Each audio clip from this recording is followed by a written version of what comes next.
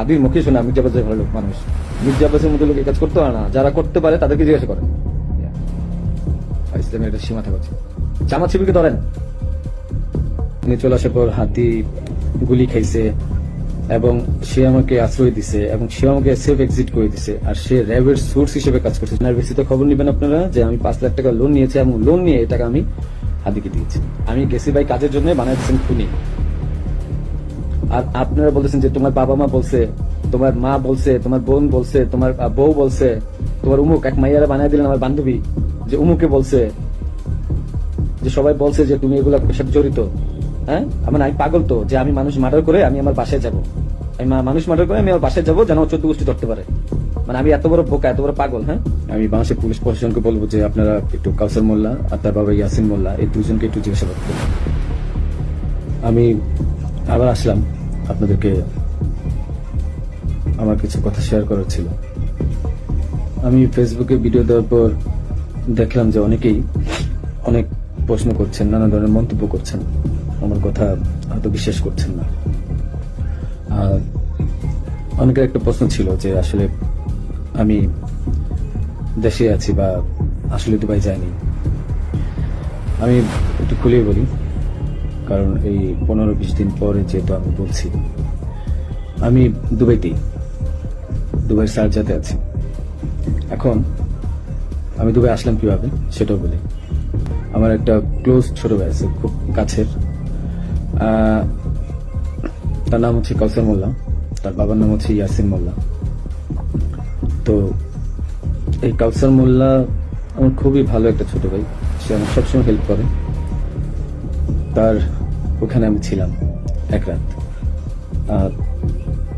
এক রাত ছিলাম, কারণ ওখানে থাকার পিছনে কারণ হচ্ছে মানে তার সাথে আবার আমাদের যে র্যাব 2 সেখানে খুবই ভালো সম্পর্ক। তার ওখানে একটা এএসআই আছে তুষার নাম, তার সাথে খুব ভালো সম্পর্ক থাকার কারণে সে কিন্তু প্রথম আমাকে ফোন দিয়ে জানায় যে ভাই এই ঝামেলা হয়েছে, আপনি জানতে পারছি, আপনি আমার বাসায় আসেন, এরপরে আমি আপনাকে দেশের বাইরে পাঠানোর ব্যবস্থা করব।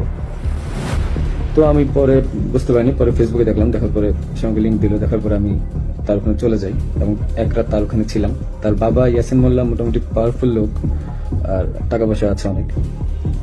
তো এই কাউসার যেহেতু র্যাবের সোর্স হিসেবে কাজ করে, তো সে আমাকে হেল্প করছে, অনেক হেল্প করছে, আমি ওখান থেকে চলে আসতে পারছি। আর এই কাউসারই কিন্তু আমাকে হাতির সাথে পরিচয় করে দিয়েছিল। আমার কাজের জন্য কাউসার মোল্লা আমাকে হাতির সাথে পরিচয় করায় দেয়। আমি তার নামটা কেন বললাম, কারণ আমার তাকে সন্দেহ হয়েছে। সে আমাকে দেশ থেকে করছে, সেভ করছে, সবকিছু করছে, যেহেতু কাজটা আমি করি নাই। সে জানতো যে আমি কখন হাতির কাছে যাই, কি করি না করি, সবই জানতো, কারণ আমার কাজের জন্য আমি যাচ্ছিলাম, সে জানতো। যেহেতু সে আমাকে পরিচয় করেছে, তাকে আমি, সে নিজেকে এখন ওই নাহিদ সার্জিস, তারপর আপনার হাতি, এদের খুব ক্লোজ আমাকে বলছিল। সেই বিদায় আমি তাকে বারবার বলছিলাম যে আমাকে তাহলে একটু পরিচয় করায় দেন আমার কাজটার জন্য, আমার কাজটা তো এখন দরকার, কারণ আমার প্রতিষ্ঠানে কোনো কাজ নেই। তো সে আমাকে পরিচয় করা দেয়, কিন্তু যখন সে, আমি জানি না, ওখান থেকে চলে আসার পর হাতি গুলি খাইছে এবং সে আমাকে আশ্রয় দিছে এবং সে আমাকে সেফ এক্সিট করে দিছে, আর সে র্যাবের সোর্স হিসেবে কাজ করছে। যখন এগুলো আমি মিলাইলাম, তখন আমার কাছে মনে হলো যে সে অনেক কিছু জানে। তাই আমি তার কথাই বললাম যে আপনারা একটু, আমি বাংলাদেশের পুলিশ প্রশাসনকে বলবো যে আপনারা একটু কাউসার মোল্লা আর তার বাবা ইয়াসিন মোল্লা এই দুজনকে একটু জিজ্ঞাসাবাদ করুন যে আসলে মূল ঘটনা কোথায়, আমাকে কেন, আমার মনে হচ্ছে তারা আমাকে ফাঁসাইছে। তো এটা গেল। তাদের সাথে জড়িত র্যাবের সোর্স হিসেবে সে কাজ করে, তাদের সাথে জড়িত র্যাব 2 এর তুষার নামে একজন এসআই আছে, আপনার তাকেও জিজ্ঞাসাবাদ করবেন। এখন আমি আরেকটা কথায় আসি। আপনারা বলছেন যে আমি কেন দেশ ছেড়ে চলে গেলাম। আরে ভাই, আমি তো মানুষ, আমি ব্যবসা করে খাওয়া ছেলে। দিন শেষে দেখা যাবে যে আমি দেশে থাকবো, আপনারা আমাকে মব করবেন। তো যেহেতু মবের যুগ চলতেছে এখন, 5ই আগস্টের পর থেকে আপনারা মবের একটা যুগ নিয়ে আসছেন, তো আমি কিভাবে মানে দেশ না ছেড়ে আসি? আর আমাকে তো কালচারই বলছে যে আপনি দেশ ছেড়ে চলে যান, আপনি দেশে থাকলে অনেক ঝামেলা হবে। তো আমি দেশ ছেড়ে চলে আসছি। পরবর্তী জানতে পারছি এই কাউসার র্যাবের সবার সাথে ঘুরে ঘুরে মানে মোটামুটি র্যাবকে ব্যস্ত রাখছে এবং আমার ফ্যামিলিকে সেই মোটামুটি ইনফরমেশন গুলো দিচ্ছে। তো আমি বারবার বলছি যে আপনার কাউসারকে ধরেন, আমি শিওর এই আমাকে ফাঁসানোর পিছনে অনেক বড় হাত আছে এবং সে জানে যে কাজ কাদের। যেহেতু তার ব্যাকগ্রাউন্ড, আমার ছোট ভাই ভালো সম্পর্ক ছিল, তার ব্যাকগ্রাউন্ড কিন্তু ভালো ছিল না। একটা ভিডিও আমি শেয়ার করব, সে কিছুক্ষণ পরে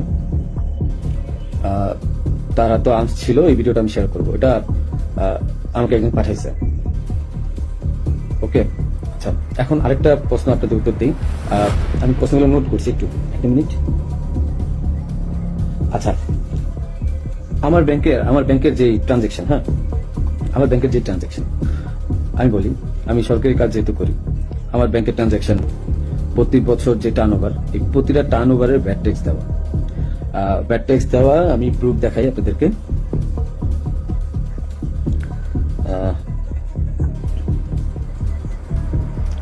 প্রতিটারই ভ্যাট ট্যাক্স দেওয়া। আমি ব্যবসা করি 2010 সাল থেকে, তো আমি ট্যাক্স দেওয়া শুরু করেছি মেবি 14 সাল থেকে। হ্যাঁ, তো ওসব কাগজগুলো নাই, একটা দুটা বছরের খুঁজে পাইছি। এই যে দেখেন, 2022 সালে আমার 21 লাখ টাকা ট্যাক্স দেওয়া ছিল, এবং 2023 সালে আমার 66 লাখ টাকা, এবং এই বছর কিন্তু আমি 9 লাখ টাকা, ব্যবসা এত ভালো ছিল না, 9 লাখ টাকা আমি ট্যাক্স দিয়েছি। ঠিক আছে, আপনাদের আরো কিছু প্রশ্নের উত্তর দিব আমি। যে আপনারা বলছেন যে আসলে হাদি টাকা নেয় না, হাদি অনেক ভালো মানুষ। আমার যে 65 লাখ টাকা আপনারা বলছেন বাজেয়াপ্ত করবেন, এই 65 লাখ টাকা আমার দুইটা আইটি কোম্পানি থেকে আমাকে দেওয়া হয়েছে, এবং এটা পে অর্ডারের মাধ্যমে দেওয়া হয়েছে। আপনারা এগুলা আপনাদের যে সিআইডি আছে তাদেরকে বলেন খুঁজে বের করতে। এটা আমার কামাই করা টাকা, তাদের সাথে ব্যবসায়িক ডিল ছিল, বিদায় এই টাকাটা আমাদেরকে আমাকে দিছে। আর এখন ওই টাকাটা আমি এফডিআই করে দিয়েছিলাম আমার বাবুর জন্য, আমার ওয়াইফের নামে। ওই টাকাটা আপনারা বাজেয়াপ্ত করতে যাচ্ছেন, করেন, সমস্যা নেই। হাদিকে আমি 5 লাখ টাকা দিয়েছি, তার প্রমাণ হচ্ছে হাদি যখন আমার কাছে টাকা চায়, ঠিক এই টাকার উপরে আমি 5 লাখ টাকা লোন নিয়েছি ব্যাংক থেকে।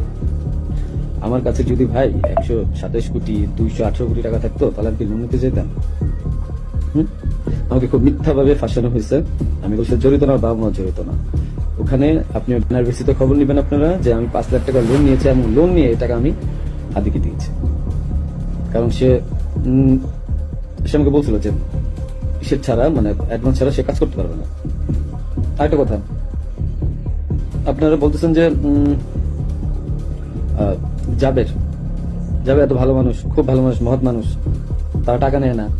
জাবেরকে জিজ্ঞাসা করবেন, জাবেরকে ধরে এনে জিজ্ঞাসা করবেন যে এই গেঞ্জি বানায় দেওয়ার জন্য, 250 গেঞ্জি বানানোর জন্য কাকে বারবার ফোন দিচ্ছে, কার কাছে বারবার টাকা চাইছে। আমি ফয়সাল, আমার কাছে বারবার টাকা চাইছে ওরা। আর তাদেরকে, জাবেরকে আমি প্রথম 10,000 না 5,000 টাকা দিচ্ছে, বলছে ভাই হাদিয়া দিছে, যে নেন ফয়সাল ভাই। এত সৎ লোক আপনারা। আমাকে যে মিথ্যায় ফাঁসাচ্ছেন, আমি গেছি ভাই কাজের জন্য, বানাই দিচ্ছেন খুনি। আর আপনারা বলতেছেন যে তোমার বাবা মা বলছে, তোমার মা বলছে, তোমার বোন বলছে, তোমার বউ বলছে, তোমার উমুক এক মাইয়ারা বানাই দিলেন আমার বান্ধবী, যে উমুকে বলছে, যে সবাই বলছে যে তুমি এগুলা সাথে জড়িত। হ্যাঁ, আমি পাগল তো, যে আমি মানুষ মার্ডার করে আমি আমার বাসায় যাবো, মানুষ মার্ডার করে আমি আমার বাসায় যাবো, যেন 14 গোষ্ঠী ধরতে পারে। মানে আমি এত বড় বোকা, এত বড় পাগল? হ্যাঁ, মানে এটা তো মানুষের কমন সেন্স। আমি কেন বাসায় যাবো? আমি একটা মানুষের মার্ডার করছি, আমি তো সোজা এক্সিট নিবো, আমি কেন বাসায় যাবো? তারপরে যে আপনারা বলতেছেন যে আমার মা বলছে, বাবা বলছে, আরে ভাই আমি জেলখানায় খবর নিছি তাদের ওখানে যাওয়ার পর। আমি আমার আত্মীয় স্বজন থেকে জেলখানায় খবর নিছি যে আসলে কি হয়েছে। আমার ওয়াইফ বলছে, আমার বাবা মা সেম একই কথা বলছে, যে তাদেরকে বলা হয়েছে বারবার যে রিমান্ডে যদি 164 না দেন, তাহলে আমরা আবার আপনাদেরকে রিমান্ডে হবে, তখন কিন্তু আমরা টর্চার করবো। তাহলে কি করবে যারা জীবনে কোনোদিন প্রথম জেলখানায় গেছে? কি মানে এগুলো কি আপনারা কি পাইছেন? যে আমি ওরা মার্ডার করছি, প্রমাণ কোথায় আপনাদের কাছে যে আমি ওকে মার্ডার করছি? আপনারা কালচারকে ধরেন। সে আমাকে কেন সেফ এক্সিটের ব্যবস্থা করছে? সে কেন বারবার আমাকে হেল্প করছে? কেন আমার সাথে হাতের সাথে পরিচয় পাচ্ছে? আর হি নোজ এভরিথিং। তারপরে যে ব্যাক ট্যাক্স, টাকা, একটা প্রমাণ দেখেন তো কোথা থেকে টাকা ঢুকছে? আর ভাই আমার কামানো 65 লাখ টাকা বাজেয়াপ্ত করে দিচ্ছেন। কেউ আমাকে টাকা দিছে? আমি ব্যবসা করে খাওয়াচ্ছিলাম। আপনারা বারবার আমি বলতেছি আপনাদেরকে যে এখানে সাথে আমি জড়িত না, একটা পর একটা মিথ্যা ব্লেম দিচ্ছেন, যে কমেন্টের পর কমেন্ট গালাগালি করতেছেন, যা মন চাই করতেছেন। আর ভাই আপনাদের বাপ মায়ের দৌলত, আপনার বাপ মা কি বলবে? হ্যাঁ,